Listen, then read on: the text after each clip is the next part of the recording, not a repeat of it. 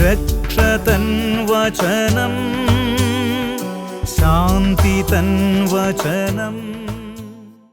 ലൂക്കായുടെ സുവിശേഷം 1-ാം അധ്യായം അമ്മയുടെ സ്തോത്രഗീതത്തോടു കൂടിയാണ് നീങ്ങുന്നത്.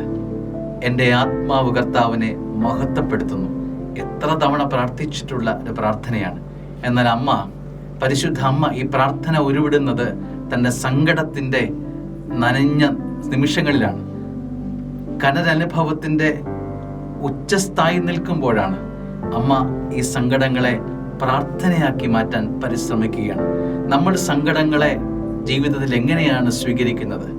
സങ്കടങ്ങൾ ജീവിതത്തിലേക്ക് വന്നാൽ നമ്മുടെ പ്രതികരണം എങ്ങനെയാണ്? എന്നാൽ അമ്മ നമുക്കൊരു ആത്മീയ ശൈലിയാണ്, ഒരു പാഠമാണ്, ഒരു മാതൃകയാണ്. അമ്മ തൻ്റെ ജീവിതത്തിൽ സങ്കടങ്ങളെ സ്വീകരിച്ചു. അവൾ അതിനെ സങ്കീർത്തനമാക്കി, കീർത്തനമാക്കി, പാട്ടായി മാറ്റി. നമുക്കും നമ്മുടെ വേദനകളെ സങ്കീർത്തനമാക്കാം, ഈശോയ്ക്ക് ഇഷ്ടമുള്ള ഗാനമാക്കി മാറ്റാം. ആമേൻ.